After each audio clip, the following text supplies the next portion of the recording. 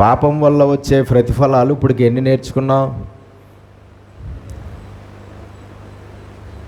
చెప్పాలి. దీన్ని బట్టి మీరు అసలు ఎంత జాగ్రత్తగా విన్నారో నేను అర్థం చేసుకుంటాను.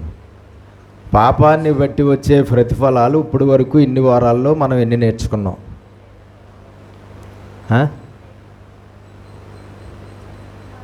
చెప్పరేటండి. నేర్చుకున్నామా నేర్చుకోలేదా? ఏంటివి? నేను ఇంకా పాపం వల్ల వచ్చే ప్రతిఫలాలు ఇంకా చెప్పడం మొదలుపెట్టలేదు. మొదలుపెట్టానా? మన సబ్జెక్ట్ హెడ్డింగ్ పేరు పాపం వల్ల వచ్చే ప్రతిఫలములు. కానీ ఇన్ని వారాలైనా ఇంకా ఆ హెడ్డింగ్లోకి వెళ్ళలేదు. ఇంకా మనం వెళ్ళామా? పాపం వల్ల వచ్చే ప్రతిఫలాలు చాలా ఉన్నాయి. మొత్తం ఎన్నైతే ఉన్నాయో అన్నీ నేర్చుకుందాం ఖచ్చితంగా. కానీ ఇంకా అక్కడ వరకు వెళ్ళలేదు మనం. పాపము అనే దాని గురించి కొంచెం లోతుగా నేర్చుకోవడానికి పరిశుద్ధాత్మ దేవుని సహాయంతో ముందుకు వెళ్తున్నాం కదండి. పాపం గురించి చాలా లోతుగా నేర్చుకోవడానికి ప్రయత్నం చేస్తున్నాం. ఏవేవి పాపాలో, ఏ పనులు పాపాలో మనము తెలుసుకోవడానికి ప్రయత్నం చేద్దాం. బైబిల్ అంతట్లోనే కూడా పాపములు అనే పనులు ఏవైతే ఉన్నాయో వాటన్నిటినీ చూపిస్తాను. వాటన్నిటినీ కూడా మనం తెలుసుకుని మర్చిపోకుండా ఆ పనులు పాపాలు అన్న సంగతి ఒకవేళ అంతకుముందు తెలియకపోతే ఇప్పుడు మనం ఈ సబ్జెక్ట్ నేర్చుకున్న తర్వాత ఆయా పనులు పాపములు అన్న సంగతి మనము గ్రహించుకుని ఆ పాపాల జోలికి వెళ్లకుండా చాలా జాగ్రత్తగా ఉందాము. మనము నేర్చుకుందాం. ఇప్పటి వరకు ఏవేవి పాపాలను నేర్చుకున్నాం? ఆజ్ఞాతిక్రమమే పాపము. దేవుడు సంఘానికి ఇచ్చిన ఆజ్ఞలు అతిక్రమిస్తే అదే పాపము. దేవుడు వ్యక్తిగతంగా మనకు ఇచ్చిన ఆజ్ఞలను మనము అతిక్రమిస్తే అదే పాపము. సకల దుర్నీతి పాపము. నీతి విరుద్ధమైన ప్రతి కార్యము, నీతికి విరోధమైన ప్రతి క్రియ అది పాపము. అంటే పరిశుద్ధత లేకుండా చేసే ప్రతి పని ఏంటండి? పవిత్రత లేకుండా చేసే ప్రతి పని. ఏ పనిలో పవిత్రత లేదో, ఏ పనిలో పరిశుద్ధత లేదో ఆ పనే ఏంటి? పాపము. నీతి విరుద్ధమైన కార్యం అన్నమాట అది. విశ్వాసమూలము కానిదేదో, ఏ పని విశ్వాసం లేకుండా చేస్తామో ఆ పనే పాపము. అది దేవునికి సంబంధించిందైనా, భూ సంబంధమైనదైనా, లేదంటే ఏదైనా సరే విశ్వాసము లేకుండా ఏ పని చేస్తామో ఆ పని దేవుని దృష్టికి ఏంటి? పాపము. ఏంటండి? దేవునికి మొక్కుబడి చేసుకుని ఆ మొక్కుబడి చెల్లించకపోతే అది పాపము. మొక్కుబళ్ళు మనం మర్చిపోయినా, మొక్కుబళ్ళు చెల్లించడం ఆలస్యం చేసినా, లేదంటే మొక్కుబడి చెల్లించడం మానేసినా అదేంటి? దేవుని దృష్టికి పాపము. ఏంటండి? ఆయన శరీరములోను ఆయన రక్తములోను అయోగ్యముగా మనం పాల్పొందులు పొందితే అదే పాపము. అంటే మనం ప్రభురాత్రి భోజన సంస్కారం తీసుకునే సమయంలో మనలో అయోగ్యత లేదంటే అయోగ్యతలు ఎన్నో ఉండి మనము ఏమాత్రము కూడా అయోగ్యులు అని గుర్తించకుండా, మనము దేవుని భయం లేకుండా, దేవుని పవిత్రమైన రక్తంలోను దేవుని పవిత్రమైన శరీరంలోను పాలిభాగస్సులు అయితే కనుక అది దేవుని దృష్టికి పాపము, అపరాధము. దానికి రావాల్సిన శిక్ష మనము అనుభవించవలసిందే. దేవునికి మహిమ కలుగునుగాక. అక్కడి వరకు మనం చూస్తాం కదండి. దేవునికి స్తోత్రం.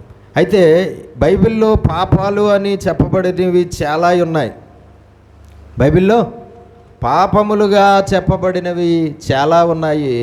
మనం పాత నిబంధనలోను కొత్త నిబంధనలోనూ కూడా ఏ ఏ పనులు పాపములుగా ఆయా సమయాల్లో ఎంచబడ్డాయో, ఏ ఏ పనులు పాపాలని దేవుని వాక్యంలో రాయబడ్డాయో, ఏ ఏ పనులు పాపాలుగా దేవుడు పరిగణించి వాటికి శిక్షను వారికి విధించాడో మనము నేర్చుకుందాము. ఖచ్చితంగా మనం గ్రహించుకోవాలి ఈ విషయాలు.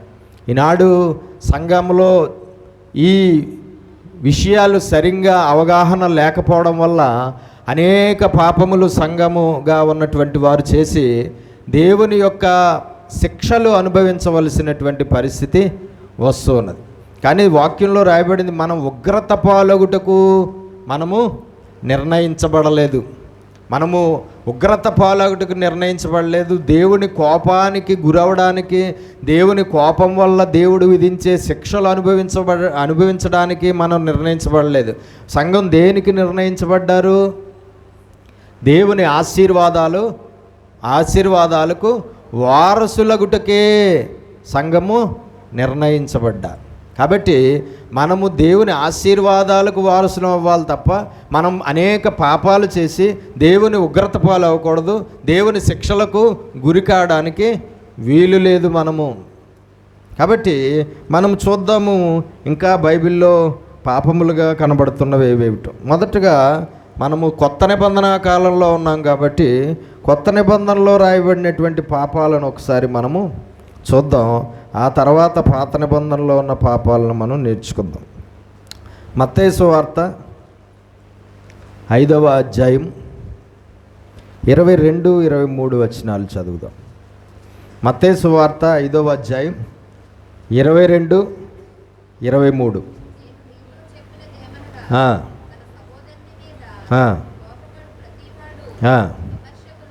విమర్శకు లోనగును,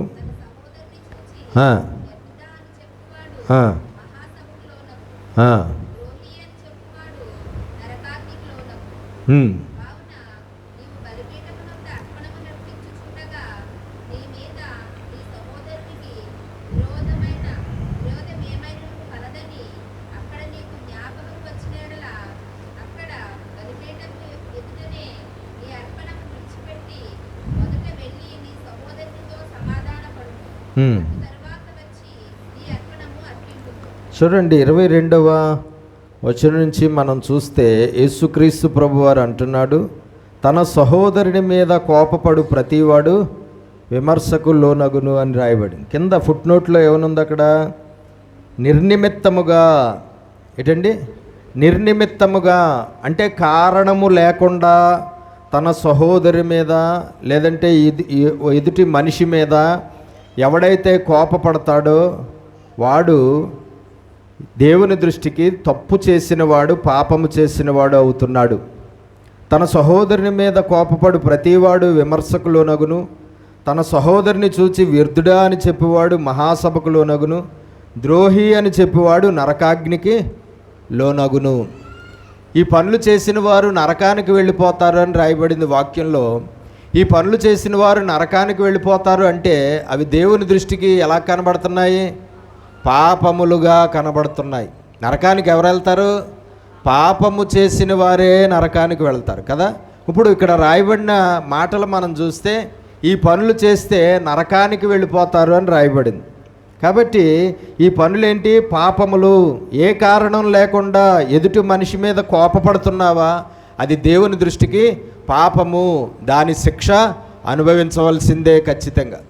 ఆ మనుషులు నీ ఇంట్లో వాళ్ళు అవ్వచ్చు, ఆ మనుషులు నీ బంధువులు అవ్వచ్చు, ఆ మనుషులు నీ రక్త సంబంధికులు అవ్వచ్చు, ఆ మనుషులు నీ పొరుగువారు అవ్వచ్చు, ఆ మనుషులు నీ సంఘ సభ్యులు అవ్వచ్చు, ఎవరైనా అవ్వచ్చు. దేవుడు కోపపడద్దు అని చెప్పలేదు. కోపపడుడి కానీ పాపము చెయ్యకుడి. కోపములో మనుషులు చాలా పాపాలు చేసేస్తూ ఉంటారు. కాబట్టి మనము పాపము చేసేలాగా మనకి కోపం రావడానికి వీల్లేదు. మనకి పాపం వచ్చేలాంటి కోపం మనలో పనిచేయడానికి వీల్లేదు. ఆ కోపం మన దేవుని దృష్టికి పాపంగా మారిపోవడానికి వీల్లేదు. ఆ కోపం దేవుని దృష్టికి పాపంగా మారి దాని శిక్ష మనము అనుభవించవలసిన అవసరం లేకుండా మనము చాలా జాగ్రత్తగా ఉండాలి అని చెప్తున్నాడు. కాబట్టి ఏ కారణం లేకుండా మనుషుల మీద కోపపడడం దేవుని దృష్టికి పాపము. ఆ తర్వాత ఏమనుంది? తన సహోదరుని చూచి వ్యర్థుడా అని చెప్పువాడు మహాసభకులోన.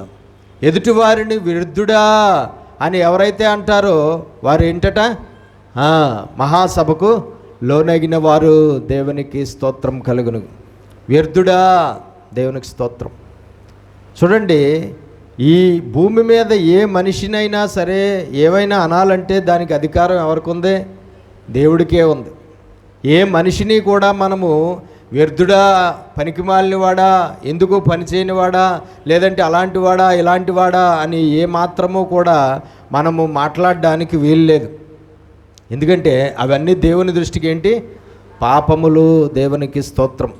ఎదుటివాడిని వ్యర్థుడా అంటున్న మనమే కొన్నిసార్లు దేవుని దృష్టికి మనం కూడా వ్యర్థులుగానే ఉంటున్నాం. ఎదుటివాడిని వ్యర్థుడా అంటున్న మనమే అదే మనుషుల దృష్టికి ఒక్కొక్కసారి మనం వ్యర్థులం అయిపోతున్నాం కదా. కాబట్టి ఎట్టి పరిస్థితుల్లోనూ కూడా ఎదుటివారిని మనము వ్యర్థుడా అని దూషించడానికి వీలు లేదు. అది దేవుని దృష్టికి పాపము. ఖచ్చితంగా పని చేసిన వాడు చివరికి నరకానికి వెళ్ళిపోతాడట. ఇంకేమంటున్నాడు అక్కడ? ఎదుటివాడిని చూసి ద్రోహి అని చెప్పువాడు నరకాగ్నికి లోనగును. ఎదుటివాడిని చూసి ద్రోహి. దేవునికి స్తోత్రం కలుగునుగాక. హల్లెలూయా. చూడండి, మోషే ఇదే పాపం చేశాడు. మోషే ఈ పాపం చేయడం వల్లే అనవసరంగా కనాను దేశాన్ని చూడడానికి, కనాను దేశంలో ప్రవేశించడానికి అవకాశం కోల్పోయాడు. ఏమన్నాడు? ఇశ్రాయేలీల్ని ద్రోహులారా అన్నాడు. ఏమన్నాడు? ద్రోహులారా అన్నాడు. ఎందుకన్నాడు? ఏ సందర్భంలో అన్నాడు? ఏమొచ్చి అన్నాడు ద్రోహులారా అని? కోపం వచ్చి. కోపము దేవుని నీతిని నెరవేర్చదని రాయబడి. నరుని కోపము దేవుని నీతిని నెరవేర్చదు, దేవుని చిత్తాన్ని నెరవేర్చదు, దేవుని వాక్యాన్ని నెరవేర్చదు. కోపములో ఎన్నో పాపములు చేసే అవకాశము ఉంటుంది. కోపం మన చేత పాపము లేదంటే పాపములు చేయిస్తుంది. ఆ పాపాలకి శిక్ష అనుభవించాలి మనము. కాబట్టి మనము ఏ మాత్రము కూడా ఎంత కోపం వచ్చినా ద్రోహి, ద్రోహులారా అని అనడానికి వీల్లేదు. దేవునికి స్తోత్రం కలుగునుగాక. మనము ఏ మనిషిని దూషించడానికి వీల్లేదు. ఏ మనిషిని దూషించడానికి మనకి అధికారం లేదు. దూషణకు ప్రతిదూషణ ఎవరికి చేయకూడదని. శపించినా మనం తిరిగి శపించకూడదు, తిట్టినా మనం తిరిగి తిట్టకూడదు. మనము ఎట్టి పరిస్థితుల్లోనూ మనము దేవునికి విరోధమైన పాపాలు ఆవేశంలో కానీ, కోపంలో కానీ, అజ్ఞానంతో కానీ, తెలిసి కానీ తెలియక కానీ చేయడానికి వీలు లేదు. దేవునికి స్తోత్రం కలుగును. తర్వాత అయ్యో అజ్ఞానంగా అనేసాను, కోపంగా అనేసాను, మూర్ఖంగా అనేసాను అని దేవుడి దగ్గర ఒకవేళ మనం వేడుకున్న ప్రయోజనం ఏమి ఉండదు. మోషే అంతటోడికే అవకాశం ఇవ్వలేదు దేవుడు కదా. ద్రోహులారా అని తిట్టాడు, కాని మాట పలికెను అని రాయబడి ఉంటుంది బైబిల్లో. మోషే ఏం మాట పలికాడట? కాని మాట పలికెను. దేవుడు అంటాడు ఆ మోషేతో అహరోనుతో, మీరు ఇశ్రాయేలీలు ఎదుట నా పరిశుద్ధతను మీరు పాడు చేశారు అంటాడు ఆ పాపాన్ని. కాబట్టి మనం తెలుసుకోవాల్సింది ఏంటంటే, ఇంకా మోషేకు ఆ విషయంలో ఆ రోజు క్షమాపణ దొరకలేదు కదా. దొరికిందా? దొరకలేదు. పోనీ మోషేని ఇన్ని సంవత్సరాలు దేవుడికి చాలా ఇష్టడుగా అంగీకారంగా ఉన్నాడు కాబట్టి, దేవుడి చిత్తాన్ని నెరవేర్చాడు కాబట్టి, పోనీ మోషేని క్షమించి ఆ కనాను దేశం వెళ్ళడానికి మోషేకు అనుమతి ఇచ్చాడా? ఇవ్వలేదు. నువ్వు కనాన్లో కళ్ళతో చూడడం తప్ప కనాన్లో అడుగు పెట్టడానికి వీలు లేదు అన్నాడు. అంతేనా? నువ్వు కళ్ళతో చూస్తావు తప్ప అందులో నువ్వు ప్రవేశింపవు అని చెప్పేశాడు. అలాగే ఆయన అందులో ప్రవేశించలేదు. ఆ కనానికి వెళ్ళకముందే ఆయన చనిపోవాల్సి వచ్చింది. దేవునికి స్తోత్రం కలుగునుగా. కాబట్టి మనం తెలుసుకోవాల్సింది ఏంటంటే, ఎట్టి పరిస్థితుల్లోనూ కూడా మనం పాపపు మాటలు మన నోటితో పలకవద్దు. వ్యర్థుడా అని కానీ, ద్రోహి అని కానీ, లేదంటే ఇంకోటి ఏ విధమైనటువంటి ఆ మాటలు, దూషణ మాటలు మన నోటితో మనం పలికి మనం దేవుని దృష్టికి పాపులము అవ్వకూడదు.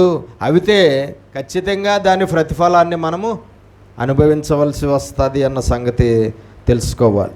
చదవండి 27, 28 వచనాలు.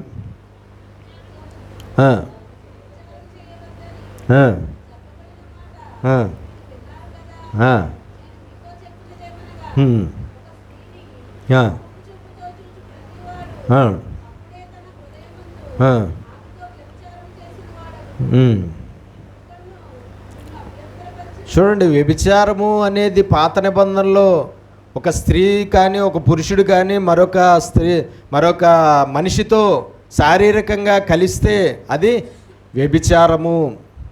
కానీ కొత్త నిబంధనకు వచ్చేటప్పటికి వ్యభిచారం అంటే ఏంటి?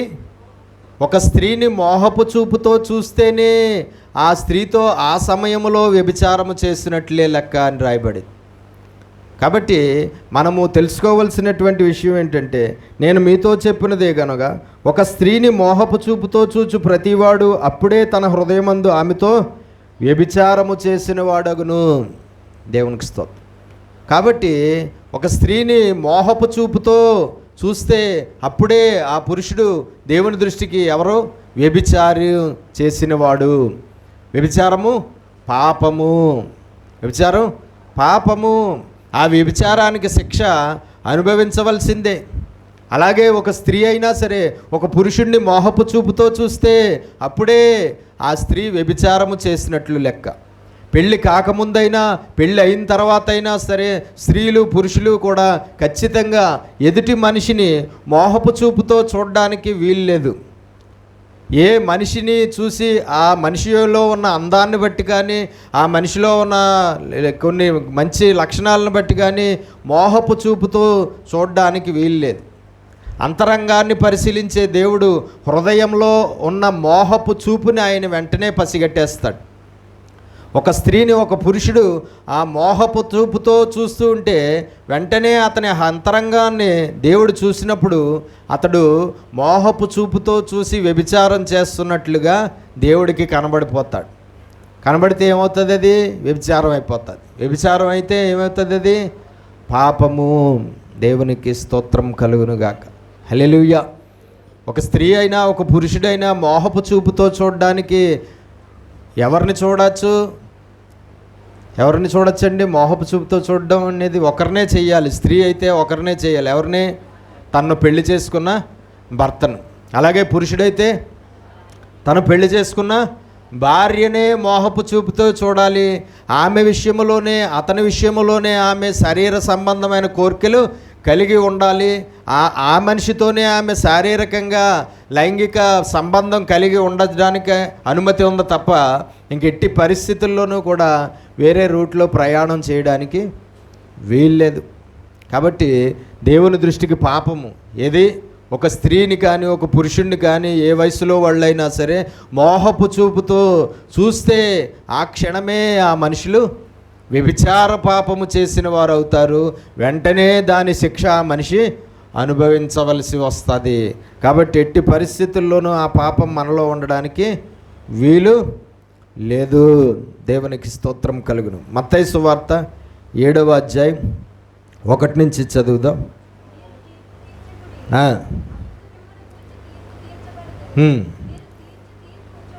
బైబిల్ అందరూ చూడాలి. బైబిల్లో చదవబడుతున్న లేఖనాలను చూడండి. మత్తయి సువార్త 7వ అధ్యాయం 1 నుంచి 5 వచనాలు.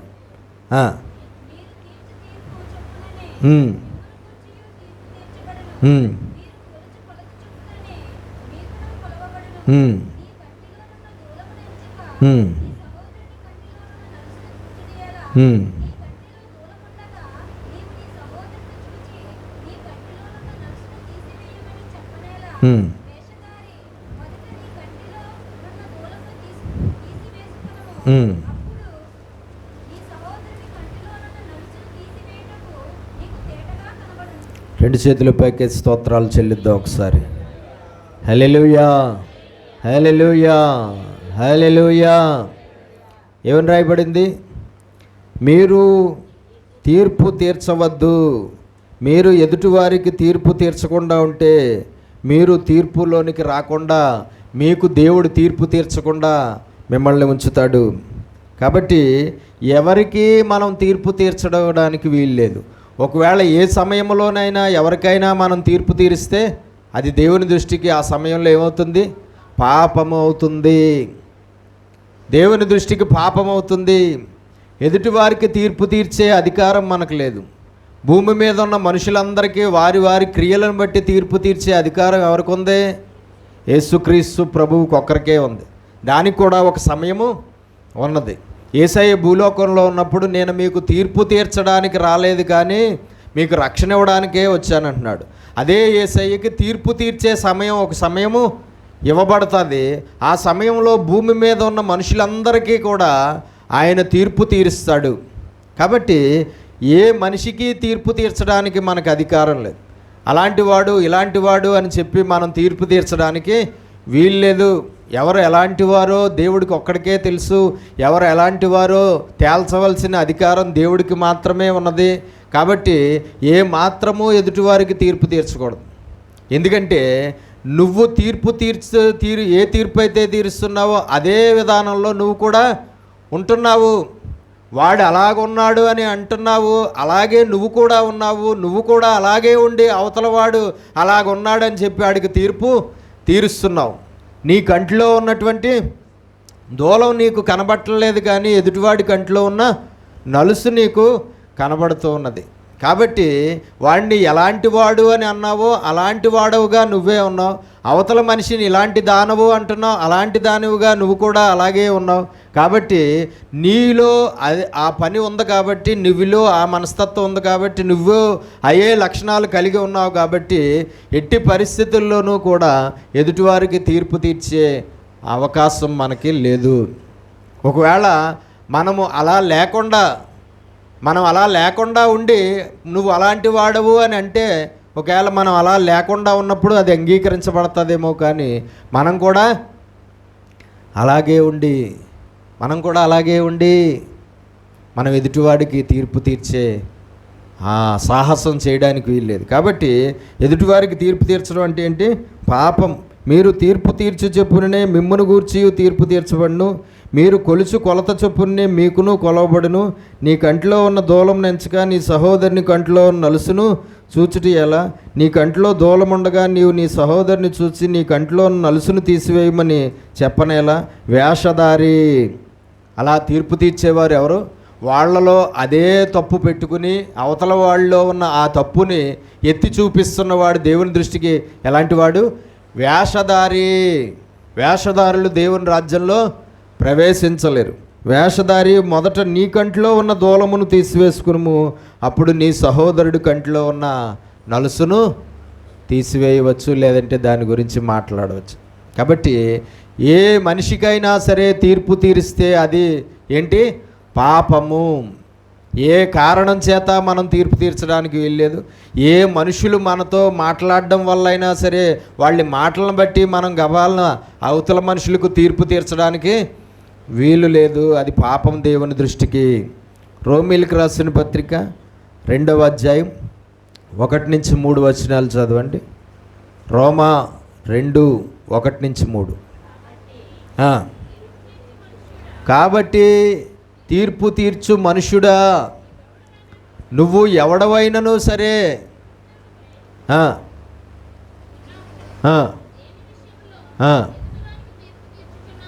ఏ విషయములో ఎదుటివానికి తీర్పు తీరుస్తున్నావో దాని విషయములో నువ్వు నేరస్తుడవని తీర్పు తీర్చుకొనుచున్నావు.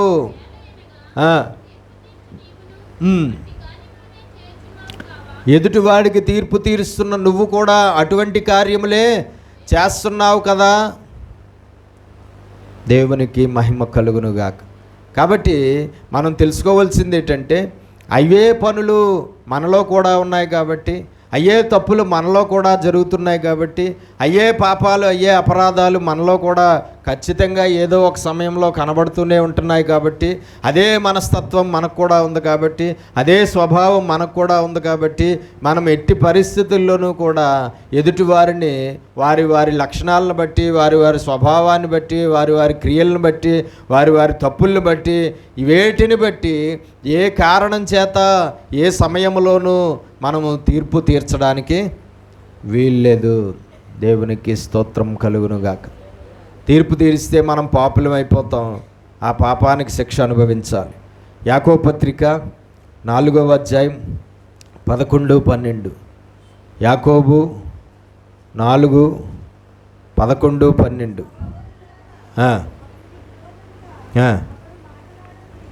సహోదరులారా, ఒకనికి విరోధంగా ఒకడు మాట్లాడకుడి.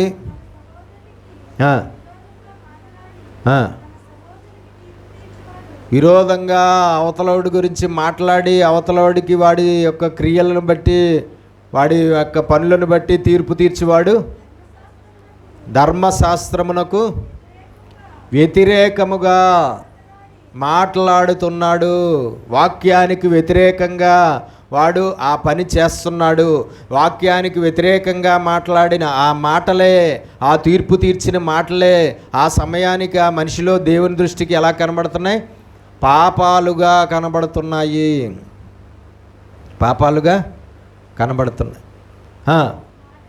మాట్లాడి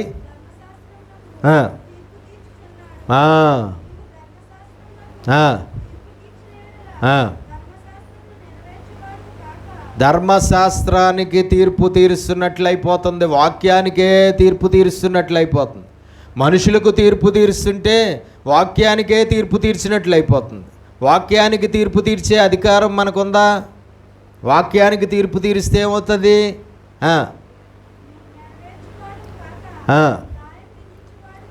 వాక్యాన్ని నెరవేర్చమని దేవుడు నీకు ఆ వాక్యం ఇస్తే ఆ వాక్యానికి తీర్పు తీరుస్తున్నావు నువ్వు. ఆ వాక్యం విషయంలో తీర్పరవైతివి. దేవుడు వాక్యం అంటే ఎవరు? దేవుడు. ఇప్పుడు దేవుడికే తీర్పు తీరుస్తున్నట్లయిపోతుంది. దేవుడికే తీర్పు తీరుస్తున్నట్లయిపోతే అది దేవుని దృష్టికి ఎలా కనబడుతుంది? పాపము.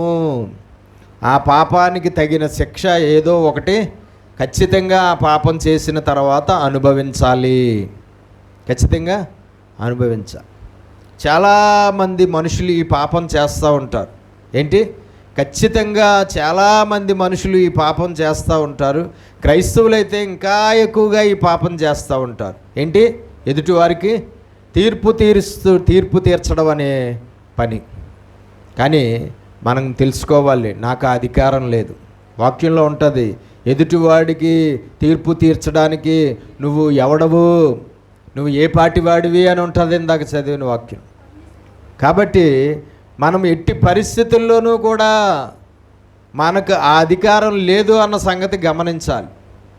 ఆ అధికారం దేవుడికి ఒక్కడికే ఉంది. దేవుడు తీర్పు తీరుస్తాడు. ఆయన ఏ ఏ విషయాల్లో మనుషుల్లో ఉన్న ఏ ఏ విషయాలను బట్టి తీర్పు తీరుస్తున్నాడో ఆ విషయాలు ఏవి దేవునిలో లేవు. ఉన్నాయా? ఒక మనిషిని నువ్వు పొగరబోతువి అని తీర్పు తీర్చాడు అనుకోండి, నువ్వు చాలా పొగరబోతువి, నువ్వు చాలా పొగరు కలిగిన వాడివి, చాలా గర్వం కలిగిన వాడివి, చాలా అహంకారం కలిగిన వాడివి అని ఆయన అన్నాడు. ఆయన వాడి అహంకారాన్ని బట్టి, వాడి పొగరును బట్టి, వాడి గర్వాన్ని బట్టి ఆయన అలాగా వాడిని పొగరబోతు, అహంకారి, గర్విష్టి అని అన్నాడు. అయితే ఆయన అన్నాడు అంటే ఆ పొగరబోతుతనం కానీ, ఆ గర్వం కానీ, ఆ అహంకారం కానీ ఆయనలో ఉన్నాయా? దేవుళ్ళో లేవు. కాబట్టి అవతల వాడిని నువ్వు పొగరబోతువి అని అతని పొగరను బట్టి తీర్పు తీర్చడానికి ఆయనకి అధికారం ఉంది. కానీ నువ్వు పొగరబోతువి అని అవతలని ఒకవేళ ఒక మనిషిగా మనము నువ్వు పొగరబోతువి అని ఒక పొగరబోతు అనడానికి మనకు అధికారం లేదు. ఎందుకంటే అదే పొగరు ఒక్కొక్కసారి మనలోనూ ప్రత్యక్షమవుతూ ఉంది. అవతలోడు పొగరుగా మాట్లాడాడండి, ఏదో మాటలు జరుగుతున్నాయి, కొంచెం పొగరుగా మాట్లాడాడు. నీకు ఆ పొగరబోతు మాటలకి నీ కోపం వచ్చి నువ్వు చాలా పొగరబోతువి, నువ్వు చాలా గర్విష్టివి, నువ్వు చాలా అహంకారివి, నువ్వు చాలా పొగరబోతువి అని ఆ క్షణంలో కోపంతో వాడి పొగరబోతు మాటలను బట్టి అనేసాం మనం. కానీ అదే పొగరు నీలో కూడా చాలామంది కనబడుతూ ఉంది. అదే పొగరబోతు మాటలో నువ్వు కూడా చాలాసార్లు చాలామంది దగ్గర మాట్లాడినట్లుగా నీకు తెలియకపోయినా దేవుడికి తెలుసు. ఆ పొగరబోతుతనం మనలో లేదా? ఆ పొగరబోతుతనం మన దగ్గర కనబట్టలేదా మనుషులకి? ఆ పొగరబోతు మాటలు మన దగ్గర కనబట్టలేదా దేవుడికి? దేవునికి స్తోత్రం. కాబట్టి ఒక్కొక్కడికి ఒక్కొక్క సందర్భంలో అవి బయటకు వస్తూ ఉంటాయి. ఆ సమయానికి వాళ్ళు బయటకు వచ్చాయి, ఆ సమయానికి నీలో అది బయటికి రాలేదు, కానీ ఆ సమయానికి అవతలలో అది బయటకు వచ్చింది. దాన్ని బట్టి నువ్వు చాలా నీతిమంతుడు అని, ఆడు చాలా దుష్టుడని, నువ్వు దుష్టుడా, దుర్మార్గుడా, ఇలాంటి అని మనం చెప్పి మనం తీర్పు తీర్చడానికి అధికారం లేదు. ఎందుకంటే నువ్వు కూడా అలాగే దుష్టుడువు, నువ్వు కూడా అలాగే దుర్మార్గుడువు, నువ్వు కూడా అలాగే పొగరబోతువి, నువ్వు కూడా అలాగే కోపిష్టివి, నువ్వు కూడా అలాగే ఇలాగా అదే అంటున్నాడు అక్కడ. నీలో అవి ఉంటున్నాయి కాబట్టి నువ్వు తీర్పు తీర్చడానికి అధికారం లేదు.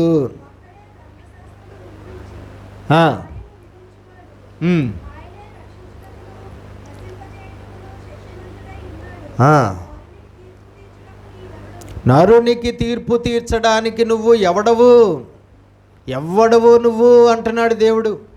నీ పరునికి, నీ పొరుగువానికి తీర్పు తీర్చడానికి నువ్వెవడు? న్యాయం తీర్చడానికి దేవుడు ఒక్కడే ఉన్నాడు. తీర్పు తీర్చడానికి అధికారం దేవుడికి ఒక్కడికే ఉంది.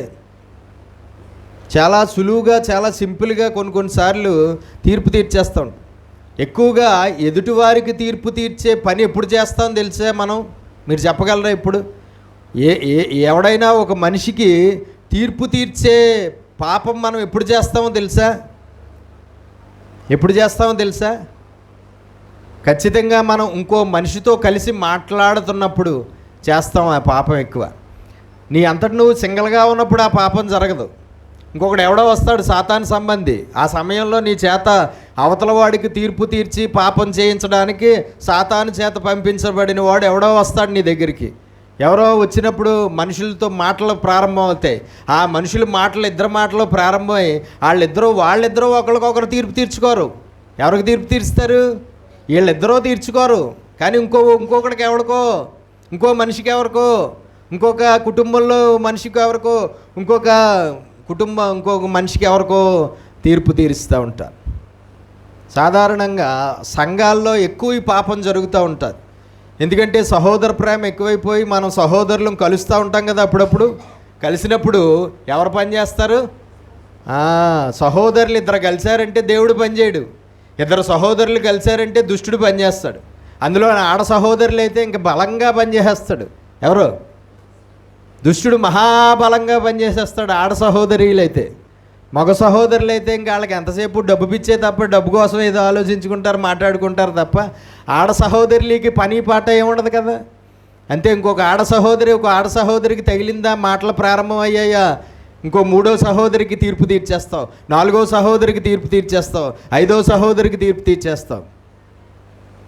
సహోదరి, సిస్టర్, మన చర్చిలో ఉన్న పలానా ఆవిడ ఇలాంటిది, పలానా మనిషి అలాంటోడు, పలానా ఆవిడ కూతురు ఇలాంటిది, పలానా ఆవిడ కొడుకు అలాంటోడు, పాస్టర్ గారు ఇలాగా, పాస్టర్ అమ్మగారు అలాగా, పాస్టర్ గారు వాళ్ళ అమ్మగారు ఇలాగా, పాస్టర్ గారు వాళ్ళ నాన్నగారు ఇలాగా, ఇంకెలాగ వచ్చేస్తూ ఉంటాయి తీర్పులు. కాబట్టి మనం ఎక్కువగా కలిసి మాట్లాడుకోవడం అనేది కొంచెం మనకు చాలా ప్రమాదకరమైన పని.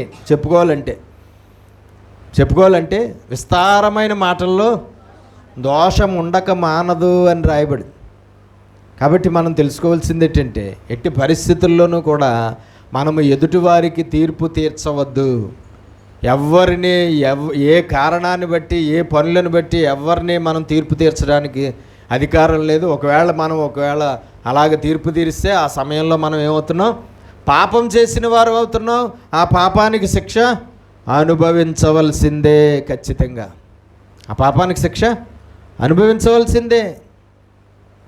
తీర్పు తీర్చే సమయానికి అది నీకు పాపంగా కనబడకపోవచ్చు, అది పాపంగా తెలియకపోవచ్చు, పాపంగా వినబడకపోవచ్చు, పాపంగా అసలు నువ్వు గుర్తించకపోవచ్చు.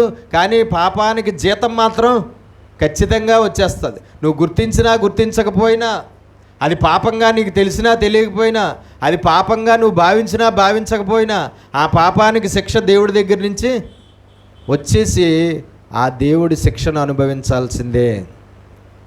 కొంతమంది ఉంటారు, వాళ్ళు ఒక్కటి కూడా ప్లస్ పాయింట్ ఉండదండి. కొంతమంది ఉంటారు, ఒక్కటి కూడా మంచి లక్షణం ఒకటి ఉండదు, ఒక్కటి కూడా సరైన బుద్ధి, సరైన జ్ఞానం, సరైన విధానం ఒకటి ఉండదు. కానీ ఆ మనుషులు ప్రతి ఒక్కరికే తీర్పు తీరుస్తూనే ఉంటారు. ప్రతి ఒక్కరికి పేర్లు ఎడతానే ఉంటారు. ప్రతి ఒక్కరిని విమర్శిస్తూనే ఉంటారు. ప్రతి ఒక్కరిని వాడు అలాంటోడు, వీడు ఇలాంటోడు, ఇలాగ. నీలో ఉన్న ఒకటైనా మంచిది ఉందంటే ఒక్కటి కూడా ఉండదు మంచిది. అవన్నీ ఏ మనుషులు ఏ ఉన్నాయని అంటున్నావో అవన్నీ నీలోనే ఉన్నాయి. అవన్నీ నీలో కూడా ఒక్కొక్క సమయం వచ్చినప్పుడు కనబడుతున్నాయి, ప్రదర్శించబడుతున్నాయి. కానీ ఇలాగా. కాబట్టి మన కంట్లో ఉన్న దూలాలు తీసుకుందాం ముందు. ఎదుటివారి కంట్లో ఉన్న నలుసులు కూడా మనకి వద్దు. ఎదుటివారి కంట్లో ఉన్న నలుసులకి మనకి సంబంధం లేదు. ఎదుటివారి కంట్లో ఉన్న నలుసులు తీసే పని దేవుడిది. మన కంట్లో ఉన్న దూలాలు తీసుకునే పని మనదే. ఎప్పుడు ఎదుటివారికి తీర్పు తీర్చే పాపము చెయ్యవద్దు. 12వ అధ్యాయం మత్తయి సువార్త 31-32. మత్తయి సువార్త 12వ అధ్యాయం 31-32.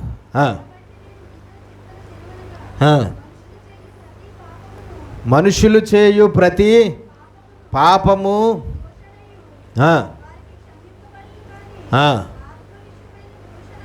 ఆత్మ విషయమైన దూషణకు పాప క్షమాపణ లేదు.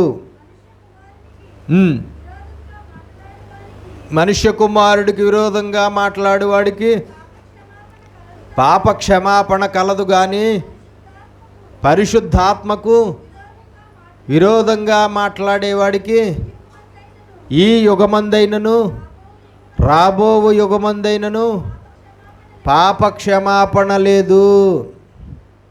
దేవునికి స్తోత్రం. ఇక్కడ మనకి ఏది పాపంగా కనబడుతుంది? పరిశుద్ధాత్మను దూషిస్తే అది పాపం. ఎంత పాపం అంటే దానికి క్షమాపణ లేదు. ఎంత పెద్ద పాపం అంటే ఈ యుగంలో కానీ రాబో యుగంలో కానీ ఆ పాపానికి క్షమాపణ లేదు. ఆ పాపానికి క్షమాపణ లేదు అంటే ఖచ్చితంగా క్షమాపణ లేని పాపం ఏంటి? ఇంకా క్షమాపణ లేదు అంటే ఇంకా ఆ పాపం ఏంటి? మరణమే, అంటే నరకమే. ఏంటండి? నరకమే కదా. క్షమాపణ దొరికిందంటే నరకానికి వెళ్ళడు, కానీ క్షమాపణ లేదంటే ఏంటి దాని అర్థం? ఖచ్చితంగా నరకానికి వెళ్ళిపోయే పాపం. ఏంటి ఆ పాపం? పరిశుద్ధాత్మను దూషించడము. దేన్ని? పరిశుద్ధాత్మను దూషించడము. దేవునికి స్తోత్రం కలుగునుగా. పరిశుద్ధాత్మ కార్యాలు, పరిశుద్ధాత్మ విధానం, పరిశుద్ధాత్మ నడిపింపు, పరిశుద్ధాత్మ ప్రవర్తన, ఏదైతే పరిశుద్ధాత్మ భాషలు, పరిశుద్ధాత్మ వరాలు, ఇలాంటివి ఏవైనా సరే, వేటి విషయంలోనైనా సరే, ఇదేదైనా సరే, ఎట్టి పరిస్థితుల్లోనూ పరిశుద్ధాత్మను మనం ఏం చేయడానికి వీల్లేదు, దూషించడానికి వీల్లేదు. ఎందుకంటే ఆయన ఎవరు? పరిశుద్ధాత్మ దేవుడు. ఆయన ఎవరు? పరిశుద్ధాత్మ దేవుడు. పరిశుద్ధాత్మ దేవుడిని దూషించడం అనేది చాలా ఘోరమైన పాపము. ఇప్పుడు ఒక మనిషిలో ఒక ఆత్మ వరం పనిచేస్తూ ఉన్నదనుకోండి. ఒక మనిషిలో ఆత్మ వరం పనిచేస్తుంది. ఆ ఆత్మ వరంతో ఆ మనిషి ప్రస్తుతం పనిచేస్తూ ఉన్నాడు. ఆ మనిషిలో ఉన్నటువంటి ఆ ఆత్మ వరము ఏదైతే ఉన్నదో ఆ ఆత్మ వరాన్ని బట్టి ఆ మనిషిని దూషిస్తూ ఉన్నాడు ఇంకో మనిషి. ఏంటి? ఇది అంతా నిజం కాదు, ఇది నిజం కాదు, ఇది అబద్ధము, ఇది అంతా నటన, ఇది అంతా మోసము అని చెప్పి, ఒకవేళ తెలుసో లేదంటే తెలియకో, లేదంటే ఏదో కోపము, ఏదో కక్ష, ఏదో భేదం ఏదో హృదయంలో ఆ మనిషి మీద ఉండడం వల్ల మొత్తానికి ఏదో ఒక కారణంతో ఇది అబద్ధము, ఇది మోసము, ఇది కరెక్ట్ కాదు అని అనేసావు. కానీ నిజానికి ఆ మనిషిలో ఆ పనిచేసిన ఆ వరం, అప్పటికి పనిచేసిన ఆ వరం ఆత్మ ద్వారానే పనిచేసింది. దేని ద్వారా పనిచేసింది? ఆత్మ ద్వారానే పనిచేసింది. ఆత్మ ద్వారానే ఆ వరం ఆ మనిషిలో పనిచేసింది. కాబట్టి అప్పుడు పనిచేసిన వాడు ఎవరో? పరిశుద్ధాత్మ దేవుడు. కానీ ఇంకో మనిషి ఉన్నాడు. ఆ మనిషి ఏం చేశాడు? ఈ వరము, ఈ పని కరెక్ట్ కాదు, ఇది నిజం కాదు, ఇది అబద్ధము. ఒకవేళ ఆ వరం ఒక ప్రవచనం అనుకుందాం. ఆ వరం ఒక ప్రవచనం. ఒక సహోదరుడు ఉన్నాడు, లేదంటే ఒక సేవకుడు ఉన్నాడు, ఒక సేవకురాలు ఉన్నారు, లేదంటే ఒక సహోదరి ఉన్నారు. మొత్తానికి ఆ సమయంలో దేవుని ఆత్మ దిగి రావడం జరిగింది. దేవుని ఆత్మ దిగి వచ్చి అక్కడ ప్రవచన వరం పనిచేసింది ఆ మనిషిలో. ఆ మనిషి నోట్లోంచి ఏమొచ్చింది? ఒక ప్రవచనం వచ్చింది. ఆ ప్రవచనము దేవుని దగ్గర నుంచే వచ్చింది. నిజంగా ఆ ప్రవచనం దేవుని వల్లే వచ్చింది. ఆ ప్రవచనం దేవుడు మాట్లాడితేనే వచ్చింది నిజంగా. కానీ ఇంకో మనిషి ఉన్నాడు.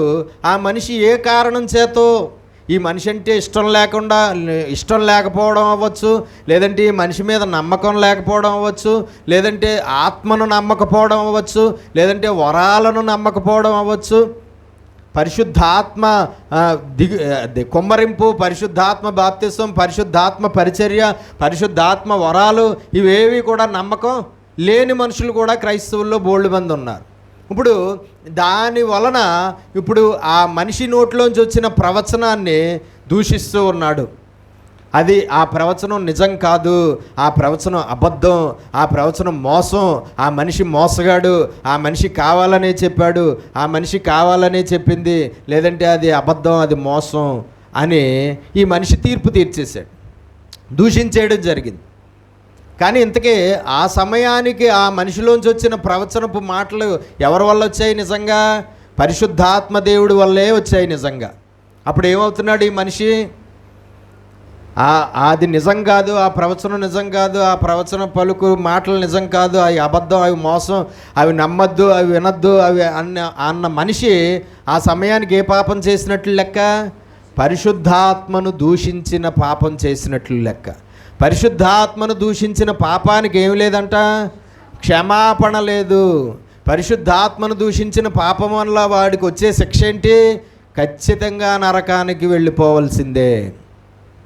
ఖచ్చితంగా నరకానికి వెళ్ళిపోవలసిందే. దేవునికి స్తోత్రం కలుగు. పరిశుద్ధాత్మను దూషించేవారు ఎక్కువ ఎవరో తెలుసా? పరిశుద్ధాత్మ లేనివారు. పరిశుద్ధాత్మను దూషించేవారు ఎవరో తెలుసా? పరిశుద్ధాత్మ లేనివారు, పరిశుద్ధాత్మ అభిషేకం లేనివారు, పరిశుద్ధాత్మ కుమ్మరింపు లేనివారు, పరిశుద్ధాత్మ బాప్తిస్వం అనే అనుభవం లేనివారు. వాళ్ళు నిత్యము కూడా పరిశుద్ధాత్మను, పరిశుద్ధాత్మ వరాలను, పరిశుద్ధాత్మ అభిషేకాన్ని, పరిశుద్ధాత్మ వరాలతో పనిచేస్తున్న మనుషుల్ని దూషిస్తూనే ఉంటారు, విమర్శిస్తూనే ఉంటారు, తప్పుపడుతూనే ఉంటారు. వాళ్ళకి క్షమాపణ లేదు. వాళ్ళు నరకానికి పోవాల్సిందే. భూమి మీద ఎన్ని సంవత్సరాలు భక్తిగా వాళ్ళు జీవించినా, ఎక్కడికి పోవాల్సిందే? నరకానికి పోవాల్సిందే. ఎట్టి పరిస్థితుల్లోనూ ఆ పాపానికి క్షమాపణ లేదంట. యేసు అంటున్నాడు డైరెక్ట్గా, నన్ను దూషించినా నేను క్షమిస్తాను, కానీ మనుష్య కుమారుణ్ణి దూషించిన వాడికైనా పాప క్షమాపణ కలదు, కానీ పరిశుద్ధాత్మను దూషించిన వాడికి ఏం లేదంట? పాప క్షమాపణ లేదు. దేవునికి స్తోత్రం కలుగును గాక. హల్లెలూయా. చూడండి, అవతల మనిషి ద్వారా, అవతల మనిషి నోట్లోంచి వచ్చిన ప్రవచనము దేవుని ఆత్మ ద్వారా వచ్చిందో, లేదంటే ఆ మనిషి సొంతంగా తనంతట తాను పలికిన మాటలుగా అవి పలికాడో నీకు తెలియాలంటే ఖచ్చితంగా ఏం కావాలి? ఆత్మ కావాలి, ఆత్మ వివేచన కావాలి. ఆత్మ వివేచన నీలో ఉంటే, ఆత్మ వరము నీలో ఉంటే, ఆత్మ అభిషేకం నీ మీద పనిచేస్తూ ఉంటే, ఆత్మ వివేచన వరము ద్వారా అవతల మనిషిలో ఆ సమయానికి పరిశుద్ధాత్మ దేవుడు ప్రవచన రూపంలో మాట్లాడా, లేదంటే ఆ మనిషి తనంతట తానుగా ఆ ప్రవచనాన్ని మాట్లాడారా అన్నది నీకు అర్థమైపోతుంది. నీ దగ్గర ఆ ఆత్మ లేకుండా, ఆ ఆత్మ అభిషేకం లేకుండా, ఆ ఆత్మ వరం, ఆత్మ వివేచన వరం లేకుండా మనం ఎట్టి పరిస్థితుల్లోనూ కూడా మనము దూషించడానికి, విమర్శించడానికి, తీర్పు తీర్చడానికి మనకు అధికారము లేదు. దేవునికి స్తోత్రం. కాబట్టి మనం తెలుసుకోవాల్సింది ఏంటంటే, పరిశుద్ధాత్మను దూషించడం అనేది ఏంటి? క్షమాపణ లేని పాపము. ఎట్టి పరిస్థితుల్లోనూ ఆ పాపం చేసిన వాడు రక్షణ పొందడం అసాధ్యం. ఎట్టి పరిస్థితుల్లోనూ ఆ పాపం చేసిన వాడు పరలోకానికి వెళ్ళడం అసాధ్యము. దేవునికి స్తోత్రం కలుగునుగా.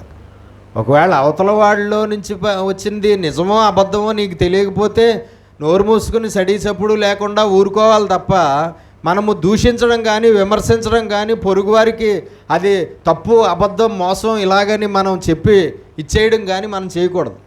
నిజమో అబద్ధమో నీకు తెలియలేదు, నిజమో అబద్ధమో నువ్వు గుర్తించలేదు, నిజమో అబద్ధమో నీకు పరిపూర్ణంగా అవగాహన లేనప్పుడు ఏం చెయ్యాలి? ఏ మాత్రము కూడా ఇంకా ఆ విషయం గురించి మనం మాట్లాడడానికి వీలు లేదు. ఆ మనుషుల గురించి కానీ, ఆ మనుషులలో నుంచి వచ్చిన ఆ మాటల గురించి కానీ మనము మాట్లాడుకోవడానికి కానీ, చేసుకోవడానికి కానీ ఏం లేదు, వీలు లేదు. అది పాపం. పరిశుద్ధాత్మను దూషిస్తే అది పాపము, క్షమాపణ లేని పాపము. 27వ అధ్యాయం 4వ వచనం, మత్తయి సువార్త 27:4.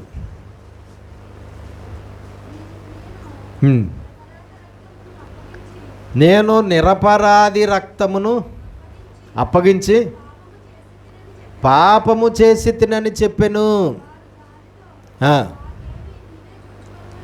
నేను నిరపరాధి రక్తమును అప్పగించి పాపము చేసి తిని. ఎవరన్నమాట అది? ఇస్కరియోతు యోధా అన్నమాట.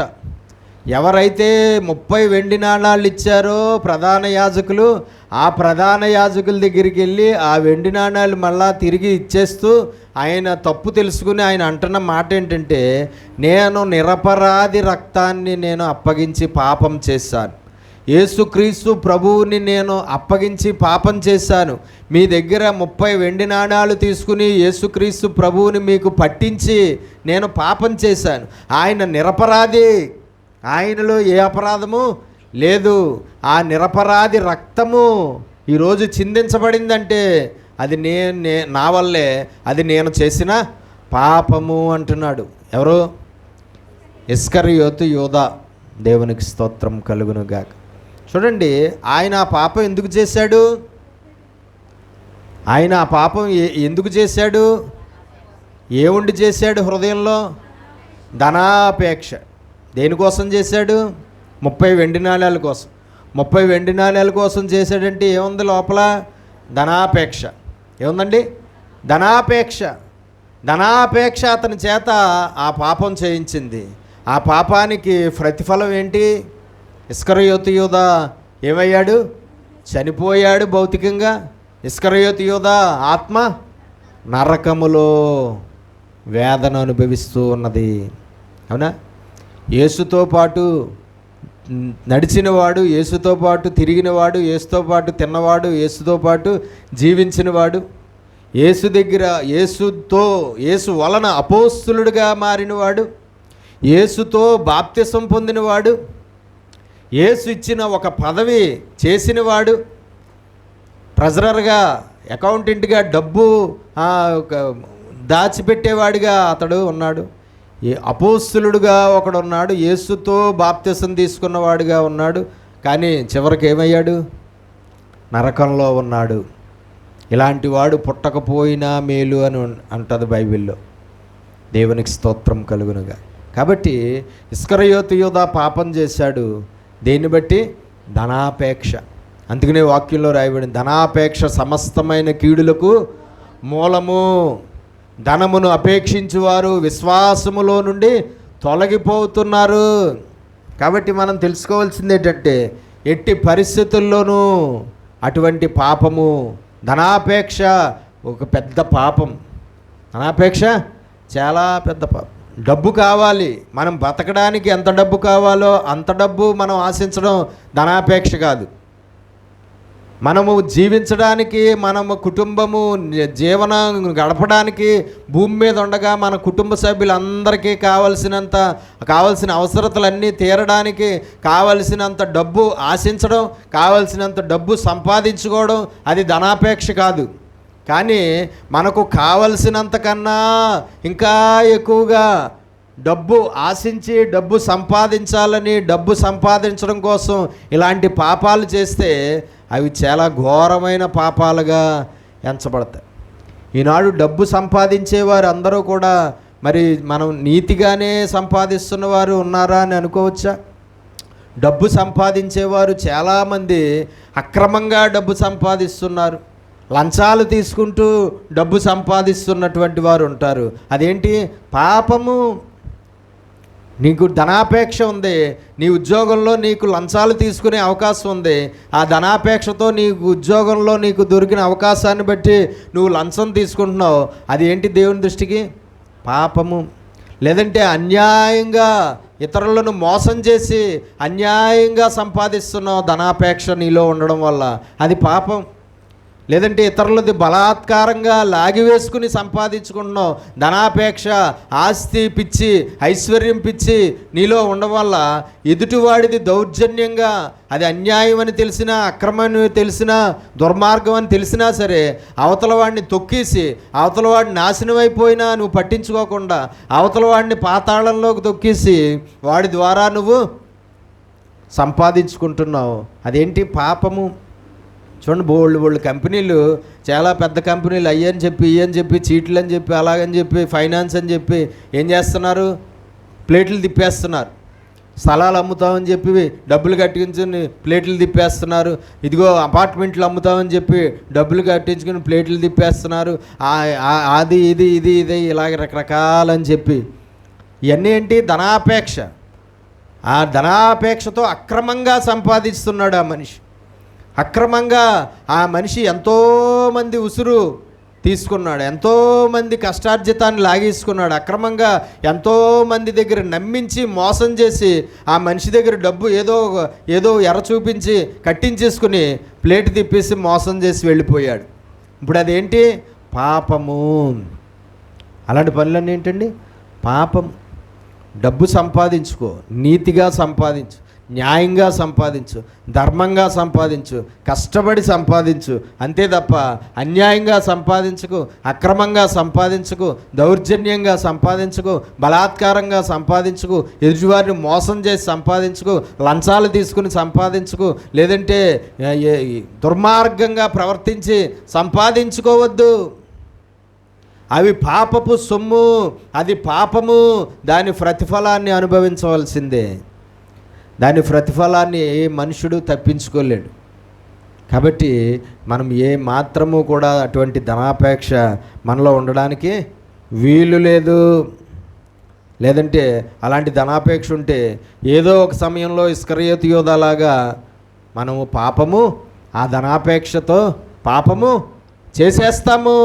ఆ పాపము మనకి భయంకరమైన శిక్షను తెచ్చిపెడుతుంది. కాబట్టి మంచిది కాదు. చూడండి, మార్కు సువార్త 7వ అధ్యాయం 20 నుంచి 23 వచనాలు. మార్కు సువార్త 7వ అధ్యాయం. మనుష్యుని లోపల నుండి బయలు వెళ్ళినది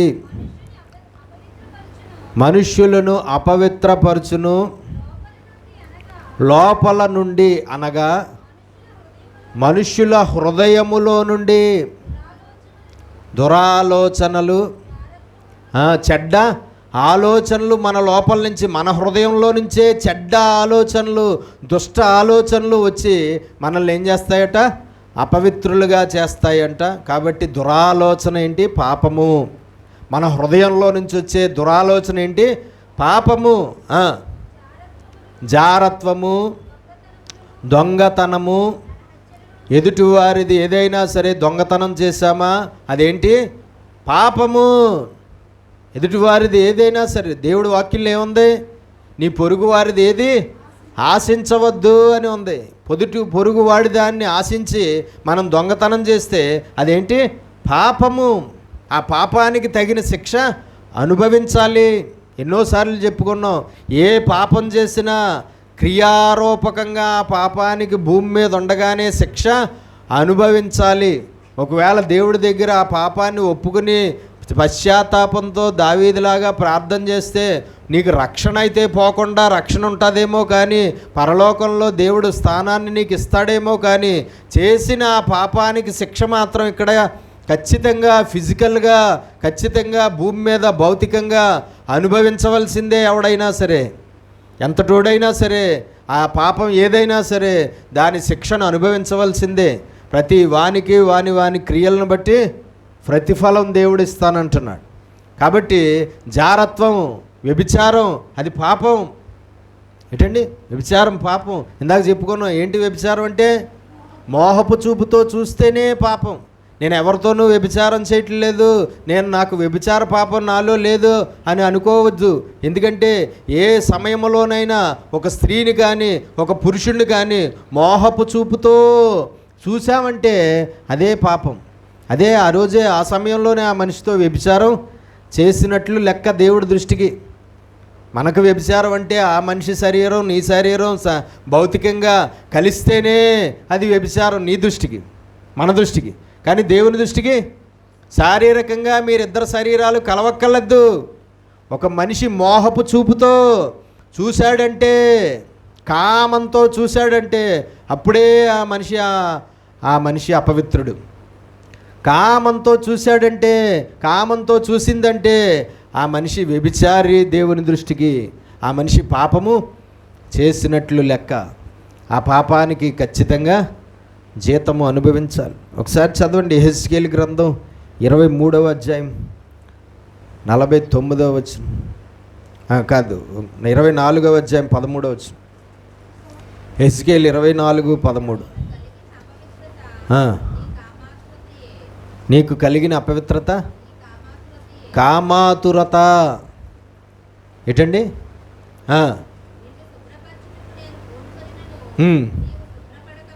నువ్వు నిన్ను శుభ్రపరుద్దామని, పవిత్రపరుద్దామని నేను ప్రయత్నం చేస్తున్నా, నువ్వు శుభ్రపడటం లేదు. నీకున్న అపవిత్రత ఏంటి? కామాతురత. ఏంటండి? కామాపేక్ష, కామాతురత, కామ వికారం, ఇలాంటి మాటలన్నీ ఉంటాయి. మోహపు చూపు, ఇలాంటి మాటలన్నీ బైబిల్లో ఉంటాయి. ఇదేంటి? పాపము. కామపు కోర్కెలతో ఆలోచించడం పాపం. కామపు కోర్కెలతో ఒక మనిషిని చూడడం పాపం. కామపు చూపులు, కామపు తలంపులు, కామపు ఆలోచనలు, కామపు ఈ మాటలు ఏంటయ్యి? పాపము. కాబట్టి అక్కడ రాయబడింది ఏంటంటే వ్యభిచారము పాపము, అలాగే దొంగతనము పాపము. ఏంటి? దొంగతనం పాపము. ఇంకా చదవండి. నరహత్య. ఏంటండి? నరహత్య. చూడండి, భూమి మీద ఒక మనిషిని చంపితేనే ప్రాణం పోగొడితేనే నరహత్య. కానీ వాక్యంలో నరహత్య అంటే ఏంటి? వాక్యంలో నరహత్య అంటే ఏంటి? వాక్యంలో నరహంతకుడు ఎవరు? తన సహోదరుని ద్వేషించువాడు నరహంతకుడు. ఏ నరహంతకుడు యందు నిత్య జీవం ఉండదు. ఒక మనిషిని డైరెక్ట్గా ఒక ఆయుధంతో దేంతో అన్నా చంపేస్తే అతడు చచ్చిపోతే చట్టం దృష్టిలో అది నరహత్య. కానీ దేవుని దృష్టిలో నరహత్య ఏంటి అంటే ఒక మనిషిని ద్వేషిస్తేనే నరహత్య చేసినట్లు లెక్క. కారణం ఏదైనా అవ్వచ్చు. అవతల మనిషిని నువ్వు ద్వేషించడానికి కారణాలు చాలా ఉన్నాయి నీ దగ్గర. కానీ ఏ కారణాలని దేవుడు అంగీకరించడం ద్వేషించడానికి? ద్వేషించడం అనే పని దేవుడి దృష్టికి నరహత్య చేసిన పాపం లాంటిది. మనం చేయవలసిన పని ద్వేషించడం కాదు, మనం చేయవలసిన పని ప్రేమించడం. అదే మనకేం చెప్పాడు? ద్వేషించమని చెప్పలేదు. ఏమని చెప్పాడు? ప్రేమించమని చెప్పాడు. ప్రేమించవలసిన వాడిని ప్రేమించకుండా, ప్రేమించవలసిన మనిషిని ప్రేమించకుండా ద్వేషిస్తున్నావు. కారణం ఏదో ఉంది, కారణం లేదా చాలా ఉన్నాయి. కానీ ఏ కారణమైనా సరే ప్రేమించవలసిన మనిషిని ప్రేమించకుండా ద్వేషిస్తే ఆ సమయంలోనే ఆ మనిషి నరహంతకుడు, నరహత్య చేసినట్లు లెక్క. ఆ నరహంతకుడికి నిత్య జీవం లేదంటే ఇంకా ఏ నరహంతకుడు యందు నిత్య జీవము లేదు. కాబట్టి మనం తెలుసుకోవాల్సింది ఏంటంటే సాధ్యమైనంత వరకు ఎట్టి పరిస్థితుల్లోనూ ఏ కారణాలున్నా ఎవరిని ద్వేషించద్దు. బతికున్నంతకాలము ఏ మనిషిని ద్వేషించద్దు. అది పాపము. ఎంత పాపం అంటే నిత్య జీవం మనకి ఇంకా దొరకదా పాపానికి? నిత్య జీవం దొరకదనమాట. ఇంకా పాపానికి నిత్య జీవం దొరకదు. ఇంకా నువ్వు ఎంత భక్తి చేసినా, ఎంత ప్రార్థన చేసినా, ఎన్ని రకాలుగా నువ్వు క్రైస్తవ్యంలో కొనసాగినా నిత్య జీవం దొరకదు. మిగతా పనులన్నీ, మిగతా భక్తులు అన్నీ చాలా బాగున్నాయి. కానీ మనుషులను ద్వేషించడం అనే పని మాత్రం చచ్చిపోయే వరకు ఒకవేళ నీలో కానీ నాలో కానీ ఉంటే నిత్య జీవం మనకి ఇంకా దేవుడు ఇవ్వడు అంటున్నాడు. కాబట్టి ఏ కారణమైనా సరే ద్వేషించొద్దు ఎవరిని. ప్రేమించాలి అన్న ఆజ్ఞ మనకు ఉంది తప్ప ద్వేషించాలి అన్న ఆజ్ఞ మనకి లేదు. కాబట్టి ప్రేమించడం అనే పనే చెయ్యాలి తప్ప యేసులాగా ద్వేషించడం అనే పాపం మనం చేయడానికి వీల్లేదు. ప్రేమించడం అనే పని యేసులాగా శత్రువులను కూడా ప్రేమించడం అనే పని చేస్తే యేసు ఎలాగైతే పరలోకంలో దేవుని మహిమ కలిగి ఉన్నాడో అదే పరలోకంలో అదే మహిమను మనం కూడా కలిగి ఉంటాము. నిత్య జీవాన్ని మనం కలిగి ఉంటాం. కాబట్టి నరహత్య అంటే ఏంటి? దేవుని దృష్టికి ఒక మనిషిని ద్వేషించడమే నరహత్య. అలాంటి నరహత్యలు చేయకూడదు. వ్యభిచారము చేయకూడదు. ఏంటండి? ఎట్టి పరిస్థితుల్లోనూ కూడా వ్యభిచార వృత్తి ఎట్టి పరిస్థితుల్లోనూ కూడా చేయడానికి ఇశ్రాయేలీల ధర్మశాస్త్రంలో ఏమనుంది? ఇశ్రాయేలీలు ఎవ్వరూ వ్యభిచారము చేయడానికి వీల్లేదు, ఎవరు వ్యభిచార వృత్తి చేయడానికి వీల్లేదని. అందుకనే వ్యభిచారంలో పట్టబడినప్పుడు వాళ్ళని ఏం చేసేవారు? పట్టుకున్న వాళ్ళు రాళ్లతో కొట్టి చంపేయాలని ఆ ధర్మశాస్త్రంలో ఉంది. కాబట్టి వ్యభిచారం చేస్తున్నటువంటి వారిని పట్టుకుని ఏం చేసేవారు? రాళ్లతో కొట్టి చంపేసేవారు. కాబట్టి ఏ కారణం చేత అయినా సరే వ్యభిచార వృత్తిని ఇది ఏ మనుషులు కూడా తీసుకోవడానికి వీల్లేదు. అలాగే ఏ కారణం చేత కూడా వ్యభిచారం చేయడానికి వీల్లేదు. అక్రమ సంబంధాలు ఎట్టి పరిస్థితుల్లోనూ ఉండడానికి వీల్లేదు. అక్రమ సంబంధాలు కలిగి ఉంటే అది దేవుని దృష్టికి ఏంటి? వ్యభిచారం. పెళ్లి కాకముందు ఒక స్త్రీ కానీ పురుషుడు కానీ ఒక మనిషితో లైంగిక బంధాన్ని కలిగి ఉంటే అది దేవుని దృష్టికి ఏంటి? వ్యభిచారం. పెళ్ళి అయిన తర్వాత పురుషుడు కానీ స్త్రీతో కానీ పెళ్ళైన తర్వాత పెళ్లి చేసుకున్న భార్య ఉండగా పెళ్లి చేసుకున్న భర్త ఉండగా వేరొక పురుషుడితో కానీ వేరొక స్త్రీతో కానీ పెళ్ళైన మనిషి లైంగిక సంబంధం కొనసాగిస్తూ ఉంటే అదేంటి దేవుని దృష్టికి? వ్యభిచారము. ఆ వ్యభిచారము ఎట్టి పరిస్థితుల్లోనూ మనుషులు ఉండడానికి వీల్లేదు. వ్యభిచారం ఏంటి? పాపము. ఆ పాపానికి శిక్ష అనుభవించవలసిందే. ఆ పాపానికి శిక్ష అనుభవించవలసిందే. ఈనాడు క్రైస్తవులయ్యుండి కూడా వివాహాలకు ముందే ఆడామగా కూడా అక్రమ లైంగిక సంబంధాలు కొనసాగిస్తున్నవారు లేకపోలేదు బోల్డ్ మంది. ఈనాడు క్రైస్తవులయ్యుండి కూడా పెళ్ళిళ్ళు అయినా సరే ఆడవాళ్ళు మగవాళ్ళు కూడా పెళ్ళిళ్ళు అయిన తర్వాత కూడా వేరే మనుషులతో అక్రమ సంబంధాలు పెట్టుకుని వేరొక మనుషులతో లైంగిక బంధాన్ని కొనసాగిస్తున్నవారు లేకపోలేదు. అలాంటి వారు చేసిన పాపానికి శిక్ష అనుభవించవలసింది. అలాంటి వారు దేవుడి చేతుల్లో నుంచి తప్పించుకోవడం అసాధ్యం. అలాంటి వారు దాని శిక్షను ఖచ్చితంగా దేవుడి వలన వారు అనుభవించవలసిందే. దేవునికి స్తోత్రం కలుగునుగా. ఖచ్చితంగా పెళ్ళిళ్ళు అవ్వే వరకు ఆడామగ పెళ్ళిళ్ళు అయ్యే వరకు లైంగిక సంబంధాలు ఉండడానికి పెట్టుకోవడానికి వీల్లేదు. అలాగని చెప్పి మోహపు చూపు కలిగి ఉండడానికి వీల్లేదు. అలాగే పెళ్ళిళ్ళు అయిన తర్వాత కూడా ఇలాంటి అక్రమ సంబంధాలు కలిగి ఉండడానికి వీల్లేదు. అది పాపము. వ్యభిచారం పాపం, జారత్వం పాపం, దొంగతనం పాపం, నరహత్య పాపం, దురాలోచనలు పాపం, లోభము అంటే ధనాపేక్ష. ఇందాక చెప్పుకున్నాం కదా, లోభం అంటే ఏంటి? ధనాపేక్ష. అది పాపం. చెడుతనం, చెడ్డ పనులు దుష్ట పనులు అన్నమాట. దేవుని వాక్యానికి విరుద్ధమైన పనులు లేదంటే అపవిత్రమైన పనులు, ఆ చెడ్డ పనులు ఏవైనా సరే అవేంటి? పాపము. కృత్రిమము అంటే కృత్రిమం అంటే ఏంటి? మోసము. కృత్రిమం అంటే ఏంటండి? మోసము. మనుషులను మోసం చేయడం. కాబట్టి మోసం చేయడం అనేది పాపము. ఏ విషయంలోనైనా ఎవరినైనా సరే మోసం చేస్తే అది పాపం. ఈనాడు మోసం అనే పాపం చాలా ఎక్కువగా జరుగుతూ ఉన్నది కదండి. సొంత రక్త సంబంధికులను కూడా మోసం చేసేవారు లేకపోలేదు. సొంత కుటుంబ సభ్యులను కూడా మోసం చేసేవారు లేకపోలేదు. కట్టుకున్న భార్యను మోసం చేసే భర్తలు లేకపోలేదు. కట్టుకున్న భర్తలనే మోసం చేసే భార్యలు లేకపోలేదు. కన్న తల్లిదండ్రులనే మోసం చేసే పిల్లలు లేకపోలేదు. కాబట్టి మోసం ఎట్టి పరిస్థితుల్లోనూ చేయడానికి వీల్లేదు. ఏ మనిషిని మోసం చేయడానికి వీల్లేదు. నీ యజమానుడిని మోసం చేయడానికి వీల్లేదు. లేదంటే నీ పనివాడిని నువ్వు మోసం చేయడానికి వీల్లేదు. నీ పొరుగువారిని ఎవరిని ఏ రూపంగాను ఏ విషయంలోనూ ఏ కారణం చేత మోసం చేయడానికి వీల్లేదు. దేవునికి స్తోత్రం కలుగునుగా. ఏ మాత్రము మోసం ఉండడానికి వీల్లేదు. ఆ మోసం చేస్తే అదేంటి? పాపము. మనుషులను మోసం చేయడం పాపము. ఆ పాపానికి శిక్ష అనుభవించవలసిందే. కామ వికారం చెప్పుకున్నాం కదా ఇందాక. కామాతురత, కామ వికారం, కామాపేక్ష, కామంతో కళ్ళు మూసుకుపోయిన పరిస్థితి. ఈనాడు ఈ పాపం కూడా ఎంతో ఎక్కువగా కనబడుతుంది కదండి. ఎంత దారుణంగానో చిన్న పిల్లలను కూడా ఎంత కామాతురత లేకపోతే చిన్న పిల్లలను కూడా పాడు చేస్తున్నటువంటి పరిస్థితులు కనబడుతున్నాయి. ఈనాడు ఎంత దారుణంగా కామాతురత ఎంత దారుణంగా ఉందంటే ఎంత భయంకరంగా అత్యాచారాలు జరుగుతున్నాయో మనం చూస్తున్నాం.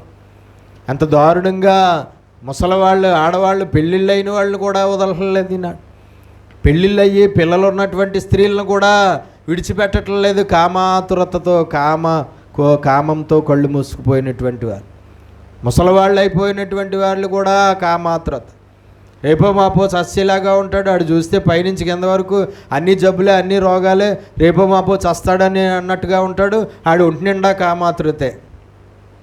దేవునికి స్తోత్రం. ఒకసారి ఒక వీడియో చూశాను టీవీలో. 73 సంవత్సరాల ముసలోడు, 73 సంవత్సరాల ముసలోడు 8 ఏళ్ల చిన్నపిల్లని పాడు చేశాడట. 73 సంవత్సరాలటండి. 8 సంవత్సరాల చిన్న పాపను అత్యాచారం చేసి దొరికిపోయాడు. ఆడి వయసు ఎంత? 73 ఏళ్ళు. అంటే ఏముంది లోపల? 73 సంవత్సరాల్లో కూడా ఏం పని చేస్తుంది లోపల?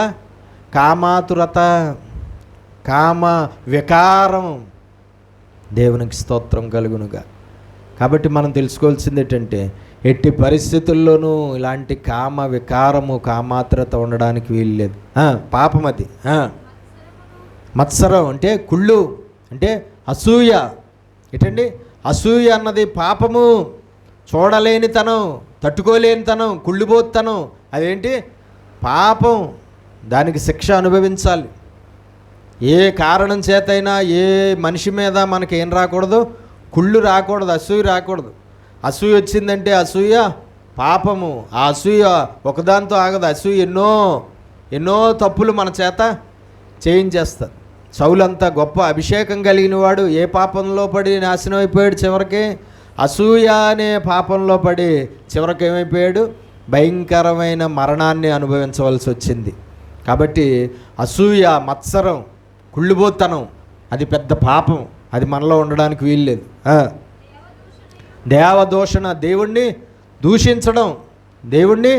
దూషించడం చాలా పెద్ద పాపం. అది మనలో ఉండడానికి వీల్లేదు. అహంభావము. ఏంటండి అహంభావం అంటే ఏంటి? అహంకారం, గర్వంగా ప్రవర్తించడం, అహంకారంగా ప్రవర్తించడం, పొగరబోతుతనంగా ప్రవర్తించడం. ఇది ఎట్టి పరిస్థితుల్లోనూ ఉండడానికి వీల్లేదు. ఎందుకంటే అది పాపము దేవుని దృష్టికి. హృదయము లోపల నుండి వచ్చి ఆ మనిషిని పాపిగా మార్చేస్తుంది. ఆ పాపానికి ఒక శిక్ష ఆ మనిషికి తెచ్చి పెడుతుంది అది. కాబట్టి ఏముండకూడదు? అహంభావం, అహంకారం, గర్వం, పొగరబోతనం, కొమ్ము ఎత్తకుడి. ఏంటండి? వాక్యంలో ఉంటుంది, కొమ్ము ఎత్తకుడి, పొగరు పట్టిన మాటలు మాట్లాడకుడి అని ఉంటుంది కీర్తనల్లో. కాబట్టి ఇదంతా ఏంటి? అహంకారం, గర్వం. బైబిల్లో ఉంటుంది, నాశనానికి ముందు గర్వము నడుచును. నాశనానికి ముందు గర్వం నడుచు. ఎవడిలో గర్వం ఉంటుందో వాడి గర్వం వాడిని నాశనం చేసేస్తాడు. ఎవడిలో అహంకారం ఉంటుందో వాడి అహంకారం వాడిని నాశనం చేసేస్తుంది. ఎందుకంటే అది పాపం కాబట్టి ఆ పాపం వాడిని విడిచిపెట్టదు. కాబట్టి పొగరబోతులుగా ఉండడం, అహంకారంగా ఉండడం, మనము గర్విష్ఠులుగా ఉండడం ఎట్టి పరిస్థితుల్లోనూ మంచిది కాదు. అది పాపము, దానికి నాశనము అనేది మనం అనుభవించాల్సి వస్తుంది. కాబట్టి అహంభావం, అహంకారం ఉండకూడదు. అవివేకము. ఏంటండి? అవివేకము, మూర్ఖత్వం. ఏంటండి? మూర్ఖత్వం అన్నమాట అవివేకం. వివేకము లేని పరిస్థితి. వివేకం లేకుండా మూర్ఖంగా ప్రవర్తించడం, మూర్ఖంగా మాట్లాడడం అనేది జరుగుతూ ఉంటుంది చాలామంది. అదేంటి? ఆ వివేక మూర్ఖ ప్రవర్తన ఏంటి? పాపము. ఇవన్నీ హృదయములో నుండే వచ్చి ఆ మనిషిని ఏం చేస్తాయి? అపవిత్రపరుస్తాయి. పాపులుగా, పాపము అనేవిగా అవి ఉన్నాయి, పాపాలుగా ఉన్నాయి. ఆ పాపాలు ఆ మనిషి చేత చేయించడం అనేది జరుగుతుంది. కాబట్టి ఇవన్నీ కూడా పాపాలు. బైబిల్లో రాయబడిన ఇవన్నీ పనులన్నీ ఏంటి? పాపాలు. ఈ పాపాలకి ఖచ్చితంగా అవి మనం చేసినప్పుడల్లా వాటి జీతాన్ని అనుభవించవలసిందే. అవి మనలో ఉంటే ఆ సమయానికి ఆ పాపాన్ని బట్టి శిక్ష దేవుడు ఎంతటి వాడైనా సరే ఆ మనిషికి ఆ శిక్షను పంపించకుండా ఉండడు. ఎందుకంటే ప్రతి వాడికి దేవుడు ప్రతిఫలం ఇచ్చేవాడిగా ఉన్నాడు. కాబట్టి బైబిల్లో మనము పాపాలుగా కనబడుతున్నవి ఏమిటో మనం తెలుసుకోవాలి. పాపాలు అని తెలియపరచబడుతున్నవన్నీ కూడా మనం గుర్తించాలి. ఆ పాపాలు ఏవి మనం లేకుండా మనం జీవించాలి. అప్పుడే ఏ శిక్షలు మనం అనుభవించవలసిన అవసరం లేకుండా సంతోషంగా, సమాధానంగా ఆశీర్వాదాన్ని అనుభవించడం అనేది జరుగుతుంది. చనిపోయిన తర్వాత పరిశుద్ధులుగా ఉన్నాం కాబట్టి, పాపం లేని పరిశుద్ధులుగా ఉన్నాం కాబట్టి పరలోకం, నిత్య జీవం పొందుకోవడం కుదురుతుంది. లేకపోతే ఇవేవి కుదరవన్నమాట. కాబట్టి పాపాలు మనం తెలుసుకుందాం, ఆ పాపాలని మనం విడిచిపెడదాం, ఆ పాపాలు మనలో లేకుండా చూసుకుందాం. అటు దేవుని ఆశీర్వాదం దేవుడు మనకు దయచేయునుగాక. ప్రార్థన చేసుకో. పరిశుద్ధుడా, ప్రేమ కలిగిన మా ప్రియ పరలోకపు తండ్రి, నీ శ్రేష్టమైన ఘనమైన నామమును బట్టి మీకు స్తోత్రాలు నాయన. ఈ యొక్క ఉదయకాల సమయంలో ఈ మందిర ఆవరణంలో మేమందరం నివసించడానికి మాకు మీరు సహాయం చేసినందుకు వందనాలు.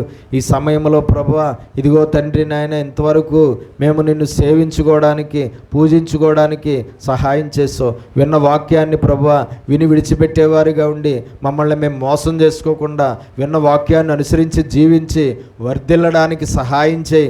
విన్న వాక్య ప్రకారమైన బ్రతుకులతో ఫలించడానికి సహాయం చేయి. వాక్యాన్ని మేము ఎట్టి పరిస్థితుల్లోనూ త్రోసివేయకుండా, విసర్జించకుండా, మర్చిపోకుండా వాక్యాన్ని హృదయం అనే పలక మీద రాసుకోవడానికి, వాక్యాన్ని జీవితానికి అన్వయించుకోవడానికి, వాక్యాన్ని క్రియారూపకంగా ప్రతి ప్రవర్తనలోనూ, ప్రతి సమస్త విషయాల్లోనూ వాక్య ప్రకారంగా మేము ప్రవర్తించి నీ పరలోకం నిత్య జీవము సంపాదించుకుని నీ మహిమలో ప్రవేశించడానికి మాకు సహాయము చేయి ప్రభు. ఇగో బైబిల్లో పాపములు అని తెలియపరచబడుతున్నవి క్రియలు ఏంటో నాయన మాకు నేర్పించు నాయన. ఏ పనులు పాపాలో ఒకవేళ మాకు ఇప్పుడు వరకు ఈ పనులు పాపాలని తెలియకపోవచ్చు, ఇప్పుడు వరకు కొన్ని పనులు పాపాలుగా మేము గుర్తించకపోవచ్చు నాయన. మరి దేవా తండ్రి, బైబిల్ అంతట్లోనూ ఏ పనులు పాపాలుగా ఎంచబడ్డాయో, ఏ పనులు పాపాలుగా నీ దృష్టికి కనబడ్డాయో, ఏ పనులు పాపాలుగా ఉండి ఆ పాపాలకు శిక్ష ఆ మనుషులు అనుభవించారో మేము తెలుసుకుని, ఆ పాపాలను మేము గుర్తించి, ఆ పాపాలను మేము పట్టుకుని, ఆ పాపాలు లేకుండా పరిశుద్ధంగా, నీతిమంతులుగా, వాక్యానుసారంగా, నిర్దోషులుగా, నిందారహితులుగా మేము బ్రతికి పరలోకము నిత్య జీవము సంపాదించుకోవడానికి మాకు సహాయము చేయమని యేసు పరిశుద్ధ నామమున ఈ ప్రార్థన అడిగి వేడుకుంటున్నాం పరమ తండ్రి. ఆమేన్.